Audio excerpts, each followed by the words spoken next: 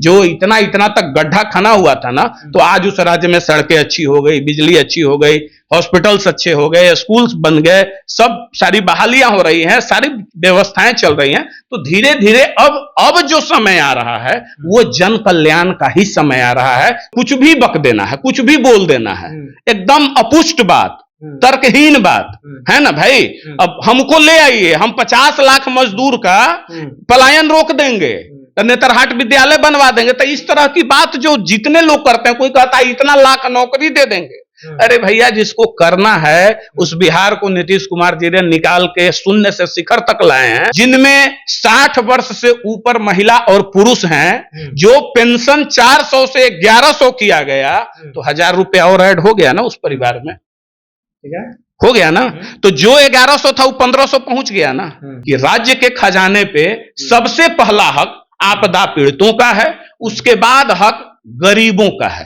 तो वो गरीब का पैसा गरीब को लौटा रहे हैं, बिल्कुल लौटा रहे हैं।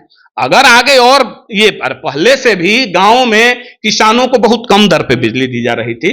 नीतीश कुमार एक बड़े फैसला लिए हैं, जिस तरह से बताया जा रहे थे कि देखिए नीतीश कुमार बड़े फैसले लेने के लिए जाने जाते हैं। फिर से एक फैसला लिया है कि 125 यूनिट बिजली जो है वो आम जनमानस को फ्री दिया जाएगा। बातचीत करने के लिए युवा सेवादल दल के राष्ट्रीय अध्यक्ष अमित जी है। अमित जी, अब तो नीतीश कुमार ने एक गेम फिर से खेल दिए, 125 यूनिट बिजली फ्री देने की बात कर दी। देखिए कि कोई गेम नहीं है, हम बहुत पहले से इस बात को कहते आए हैं कि जिसको करना होता है ना, वो सारा टटोल कर लेता है, उसको करना होता है। और जिसको फालतू का फेक बात करना हो, जैसे मतलब कुछ भी बक देना है, कुछ भी बोल देना है, एकदम अपुष्ट बात, तर्कहीन बात है ना भाई।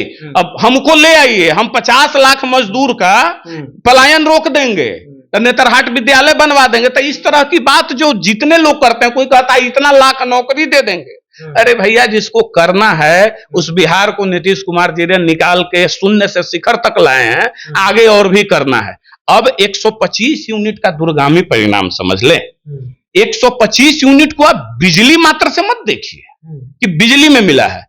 अब प्रत्येक परिवार में जिनमें 60 वर्ष से ऊपर महिला और पुरुष हैं, जो पेंशन 400 से 1100 किया गया, तो 1000 रुपया और ऐड हो गया ना उस परिवार में, ठीक है, हो गया ना। तो जो 1100 था वो 1500 पहुंच गया ना। तो लगभग उस परिवार के लिए सोचिए ना कि एक एडिशनल पेंशन हो गया। एक पेंशन के रूप में देखिए, लोग चिल्ला रहे हैं ना हम 2000 करेंगे, 2000 ले भैया, 2000 तो हो गया। तो नीतीश कुमार इन चीजों के लिए जाने जाते हैं, और वो बहुत बार पहले कह चुके हैं कि राज्य के खजाने पे सबसे पहला हक आपदा पीड़ितों का है, उसके बाद हक गरीबों का है। तो वो गरीब का पैसा गरीब को लौटा रहे हैं, बिल्कुल लौटा रहे हैं। अगर आगे और ये पहले से भी गांवों में किसानों को बहुत कम दर पे बिजली दी जा रही थी, गरीब परिवारों को कम दर पे। लेकिन यहां देखिए, वो उनपे आरोप आप यह नहीं लगा सकते कि वो अमीर वर्ग के लिए नहीं करते, गरीबों के लिए करते, यह आरोप नहीं लगा सकते। उच्च वर्ग के लिए नहीं करते, निम्न वर्ग के लिए करते हैं, यह सबके लिए समान। तो यह स्वागत योग्य कदम है। और राज्य जैसे जैसे विकसित होगा ना, जैसे जैसे विकास करेगा, ऐसी ये जनता का पैसा है जो जनता के पास वापस जा रहा है। लेकिन राज्य को विकास करने में थोड़ा वक्त लगता है। जो इतना इतना तक गड्ढा खना हुआ था ना, तो आज उस राज्य में सड़कें अच्छी हो गई, बिजली अच्छी हो गई, हॉस्पिटल्स अच्छे हो गए, स्कूल्स बन गए, सब सारी बहालियां हो रही हैं, सारी व्यवस्थाएं चल रही हैं। तो धीरे धीरे अब जो समय आ रहा है वो जन कल्याण का ही समय आ रहा है। जनता के पैसे को उनको वापस करने का एक समय आ गया है, और ये बहुत अच्छा कदम है, इसका हम स्वागत करते हैं। लेकिन जिस तरह से अभी बिहार में वोटर पुनरीक्षण का कार्य हो रहा है, तेजस्वी यादव विपक्ष के तमाम दल के नेता जो है लगातार हमलावर हुए हैं चुनाव आयोग पर। अरे भाई देखिए, एक बात हमको समझ में नहीं आती है, जब आप लोग उसको अलग अलग तरीके से, तेजस्वी यादव का एक और बयान आया था, सूत्र को हम मूत्र समझते हैं, बोले ना। तेजस्वी जी ने कौन सा मूत्र कहा ये आप नहीं समझ रहे हैं। अरे भाई, वो गोमूत्र की बात कर रहा है, इसलिए गोमूत्र की बात कर रहे हैं क्योंकि उनको पता है कि जितना गोमूत्र पुराने से पुराने जड़ वाले बुखार को 1 मिनट में हटा देता है, वैसे ही यही सूत्र आदरणीय लालू जी के शासनकाल को कुर्सी से उतार कर नीचे कर दिया। तो पहले तो उनको यह समझना होगा। दूसरी बात, बोलने से पहले वो जो अब SIR पे सवाल उठा रहे हैं, इलेक्शन कमीशन तो बिल्कुल पारदर्शी तरीके से कर रही है उसको। अब जो मृत हो गए, जो बांग्लादेशी हैं, जो नेपाली हैं, अब उनका नाम किसी तरीके से गलत तरीके से जुड़ गया तो क्या वो वोट देने के अधिकारी हैं? इनको बताना चाहिए कि किस बात की छटपटाहट है। अरे भाई, अभी सुप्रीम कोर्ट में मामला सब जुडिस है ना, सुप्रीम कोर्ट 28 तारीख का हियरिंग का डेट दिया है ना, उसमें इलेक्शन कमीशन ने यह कहा है कि हम जब तक हुजूर के सामने वो लिस्ट नहीं दिखा देंगे उसके बाद ही प्रकाशित करेंगे। तो सुप्रीम कोर्ट पर भी भरोसा नहीं है। अरे भाई, इलेक्शन कमीशन आपके नजर में बायस हो सकता है, तो सुप्रीम कोर्ट पे भरोसा नहीं है तो रखिए ना।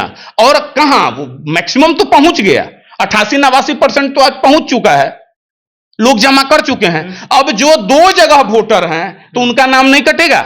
और ऐसे बिहार के कई विधानसभा क्षेत्र हैं कई विधानसभा क्षेत्र हम जानते हैं।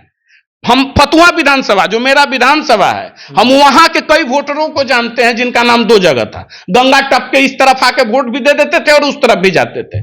तो ये जिन्न जो बना रहता था ये हट जाएगा। किशनगंज, अररिया, खगड़िया, पूर्णिया, इन राज्यों में आप सीमांचल के और जो मिथिलांचल का राज्य है, इनके जो सीमावर्ती राज्य है, अब इसमें घुस के बैठा हुआ है। अब लोग कहेंगे कि तो सरकार क्या कर रही थी? तो सरकार क्या करे? सरकार के पास एक ही काम है।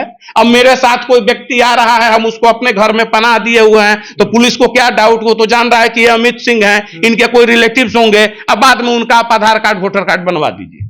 तो ऐसे बना है, यहां सरकार दोषी नहीं है, तो उनका नाम कटना चाहिए। अगर हां, किसी को रोहिंग्या से, किसी को बांग्लादेशी से, किसी को नेपाली घुसपैठिया से अगर प्रेम है तो वो जनता को कह दे कि हमको बिहार की जनता से प्रेम नहीं है, हमको बांग्लादेशी, रोहिंग्या और नेपाली घुसपैठिए से प्रेम है, तो बात ही खत्म है। लेकिन अब जो बात आ रहे हैं कि सावन के महीने हैं और इसी महीने में जो है ललन सिंह केंद्रीय मंत्री है, मटन का पार्टी देते हैं।